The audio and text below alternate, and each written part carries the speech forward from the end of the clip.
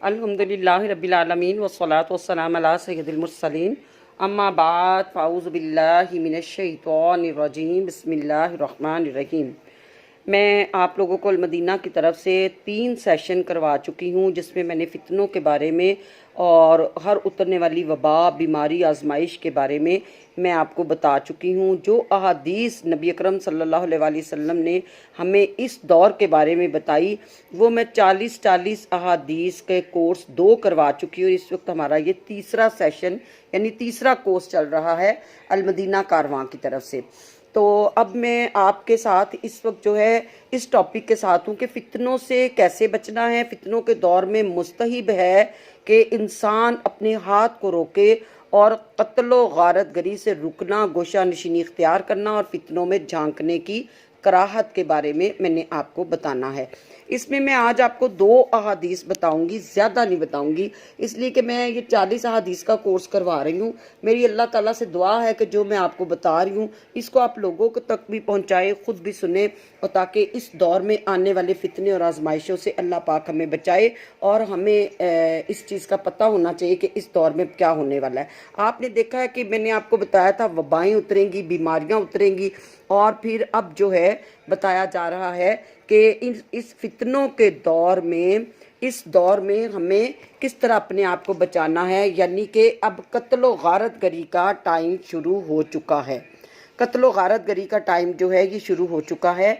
तो इसमें मैं आपको किताबुल फितन से हदीस नंबर जो है मैं आपको 340 नहीं, मैं इसमें आपको अगली हदीस करवाऊंगी, जिसमें मैं आपको बताऊंगी कि हमें कम से कम जो है ये पता होना चाहिए कि इस दौर में हमने अपने आप को कैसे बचाना है। और हमें इस दौर में अल्लाह ताला हर किस्म की वबा, बीमारी, आजमाइश से बचाए, और हमें हर उतरने वाली वबा से किस तरह बचना और हमें कौन सी दुआएं पढ़नी हैं।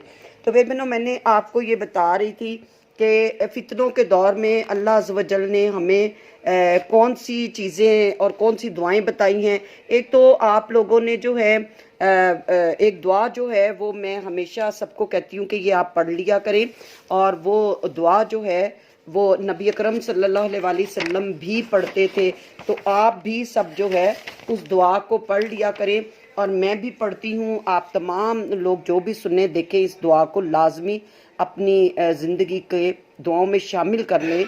और वो दुआ कौन सी है? सैयदुल अंबिया सल्लल्लाहु अलैहि वसल्लम, अल्लाहुम्मा इन्नी अऊज़ु बिका मिन फितना मसीहुद दज्जाल। ए अल्लाह अज़्ज़ व जल, मैं मसीह दज्जाल के फितने से पनाह मांगती हूँ। आमीन या रब्बिल आलमीन। अब मैं आपको हदीस पाक सुना रही हूँ। 300 जो है ये 348 हदीस है। 348 हदीस है। पहले ये मेरे ख्याल में पहले आपको करवा भी चुकी हूँ, लेकिन मैं आपको दोबारा बता रही हूँ कि वकी ने सुफियान से व अल आमश से वो जैद बिन वहब से रिवायत करते हैं कि हज़रत अब्दुल्ला रज़ियल्लाहु ताला अन्हु से फरमाते हैं कि बेशक फितना जब आता है तो मुश्तबा होता है, और जब जाता है तो वाज़िया हो जाता है। अस्तग़फिरुल्लाह। यानी कि जब फितना होता है तो पता नहीं चलता कि कौन क्या कर रहा था और कौन अंदर घुस के लोगों को तकलीफ़ देने की कोशिश कर रहा था। कोई बात हो, वो लड़ाई बनती है, ऐसी लड़ाई बनती जाती है, ऐसी लड़ाई बनती जाती है कि वो बढ़ती ही जा रही होती है।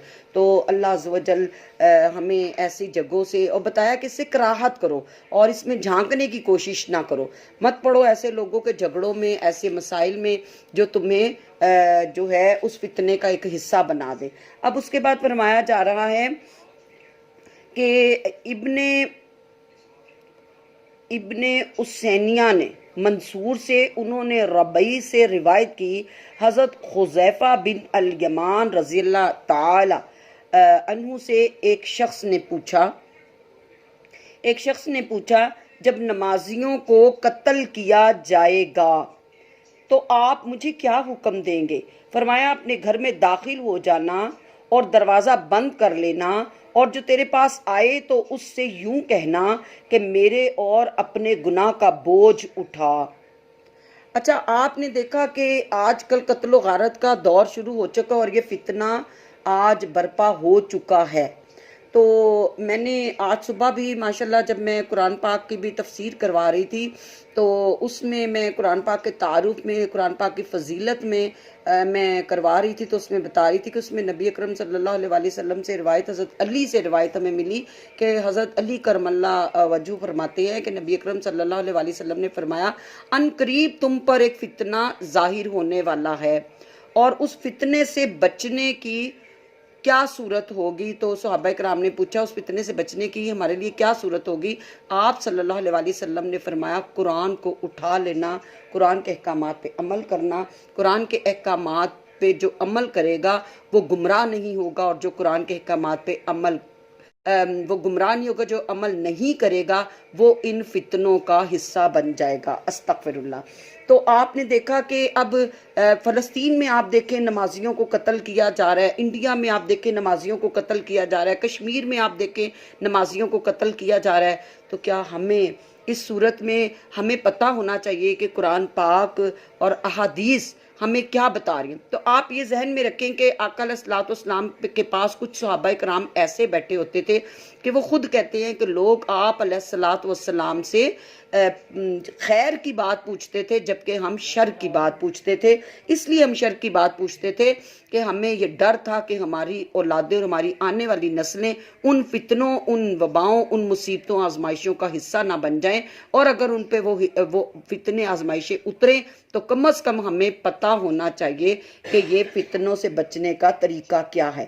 تو آج جو نمازیوں کو قتل کیا جا رہا ہے، آج جگہ جگہ جو قتل ہو رہے ہیں، جن کو مارا جا رہا ہے، ان کے لیے میں نے آپ کو بڑی خوبصورت آج حدیث سنائی ہے کہ جب نمازیوں کو قتل کیا جائے تو ہمیں کیا حکم ہے، ہمیں کیا کرنا چاہیے؟ تو نمازیوں کو یہ کہنا چاہیے کہ میرے اور اپنے گناہ کا بوجھ اٹھا، یعنی میں نے اپنے گناہ بھی تیرے اوپر ڈال دیے، اور تو مجھے قتل کرے گا تو تجھے گناہ ملے گا، اور اس گناہ کا بوجھ بھی تیرے ہی سر پہ ہے، دونوں گناہ یہ تیرے ہیں، ٹھیک ہے؟ اب اس کے بعد اگلی حدیث ہے، تو یہ ایک حدیث میرا خیال ہے میں نے آپ کو 2-3 چیزیں بتا دی ہیں اس میں، اگلی حدیث میں انشاءاللہ آپ کے ساتھ اگلے ڈے میں آؤں گی۔ میرے اللہ سے دعا ہے کہ یہ آج ہم نے حدیث نمبر 11 بیان کی ہے، اور المدینہ اسلامک سینٹر سے جڑے رہیں، المدینہ اسلامک سینٹر آپ کے ساتھ ہے، المدینہ اسلامک سینٹر کے جو ہے اس کو سبسکرائب کریں، لائک کریں، اور کوشش کریں کہ ہم سب جو ہیں اس کے ساتھ جڑے رہیں تاکہ آپ کو قرآن پاک کی آیات، تجوید، ترجمہ، تفسیر سے ملتی رہیں، اور ساتھ ساتھ آپ کو اس آخری دور، فتنوں کے دور کی احادیث بھی ملتی رہیں۔ تو اللہ عز و جل سے دعا ہے ہم سے پڑھنے میں، بات کرنے میں، آپ تک پہنچانے میں کوئی غلطی ہوگی ہمیں معاف کر دے، اور جو ٹھیک ٹھیک پڑھا اسے قبول فرما لے۔ اللہ پاک آپ کا اور ہم سب کا خاتمہ ایمان پہ فرمائے۔ جزاک اللہ خیرہ۔ السلام علیکم ورحمۃ اللہ وبرکاتہ۔ المدینہ کے ساتھ